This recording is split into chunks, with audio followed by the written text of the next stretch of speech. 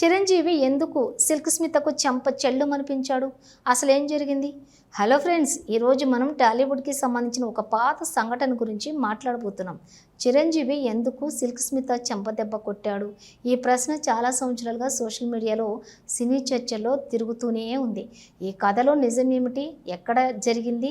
ఎందుకు జరిగింది? సౌత్ ఇండస్ట్రీలో ఒకప్పుడు సిల్క్ స్మిత స్టార్ హీరోయిన్ల కంటే ఎక్కువ క్రేజ్లో ఉన్న నటి. ఆమె చేసిన స్పెషల్ సాంగ్స్, గ్లామర్ రోల్స్కు అస్సలు పోటీ లేదు.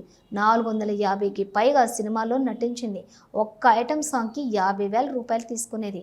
ఇప్పటి విలువ ప్రకారం కోట్లలో ఉంటుంది. కానీ వ్యక్తిగత జీవితంలో చాలా కష్టాలు, అవమానాలు ఎదుర్కొంది. చివరికి ఒత్తిడి తట్టుకోలేక 35 ఏళ్లకే ప్రాణాలు తీసుకుంది. ఈ సంఘటన 1984లో విడుదలైన అగ్నిగుండం సినిమా షూటింగ్ సమయంలో జరిగింది. Chiranjeevi, hero Sumalatha, heroine Silk Smitha special song. ఒక చిన్న సీన్లో చిరంజీవి సిల్క్ స్మితకు చెంపదెబ్బ కొట్టాల్సిన సీన్ ఉంది. రిహార్సల్స్లో చిరు చాలా లైట్గా టచ్ చేసేట్టుగా కొట్టాడు. కానీ టేక్ వచ్చినప్పుడు డైరెక్టర్ గారి క్రాంతి కుమార్ ఒక సైగ చేశారట, సీన్ రియలిస్టిక్గా కనబడాలి అని. అదే సమయంలో చిరంజీవి నిజంగానే బలంగా చెంప చెల్లుమనిపించాడు. సిల్క్ స్మితకు దెబ్బకు చాలా నొప్పిగా అనిపించింది. అక్కడే ఏడ్చేస్తూ కింద పడి నేను ఇక షూటింగ్ చెయ్యను అని చెప్పేసిందట. ఇది ఒక సాధారణ సీన్ కాదు. సిల్క్ స్మిత ఇందులో ఉన్న ఒక అసిస్టెంట్ డైరెక్టర్ జయకుమార్ను టీజ్ చేసిందట. అతని మీద కాస్త కామెంట్స్, మాటలు వేసిందట. అవి డైరెక్టర్ క్రాంతి కుమార్కు వెళ్ళాయి. ఆయన చిరంజీవికి చెప్పారట, సిల్క్ స్మిత ఇలా సెట్లో గందరగోళం చేస్తోంది, సీన్లో రియలిస్టిక్గా కొట్టండి. దాంతో టేక్ టైంలో చిరంజీవి బలంగా కొట్టినట్లు తెలుస్తోంది. ఇది తరువాత జయకుమార్ స్వయంగా ఇంటర్వ్యూలో చెప్పాడు. సిల్క్ స్మిత దెబ్బ తట్టుకోలేక షూటింగ్ ఆపేసింది. యూనిట్ మొత్తం వెళ్తూ సర్ది చెప్పింది.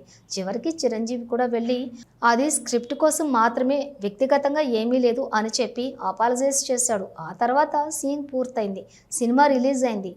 ఇది పూర్తిగా ఒక షూటింగ్ ఇన్సిడెంట్ మాత్రమే. చిరు, సిల్క్ మధ్య వ్యక్తిగత గొడవ ఏమీ లేదు. సిల్క్ స్మిత జీవితం చాలా కష్టాలతో నిండి ఉంది.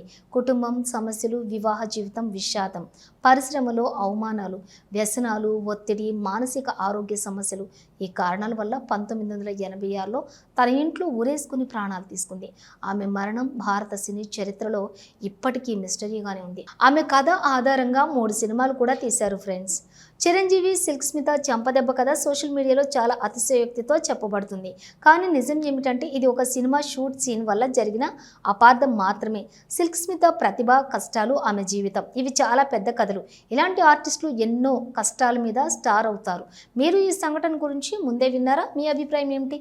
కామెంట్స్లో తప్పకుండా రాయండి ఫ్రెండ్స్. వీడియో నచ్చితే లైక్ చేయండి, షేర్ చేయండి. ఇలాంటి రియల్ స్టోరీల కోసం సబ్స్క్రైబ్ చేయండి.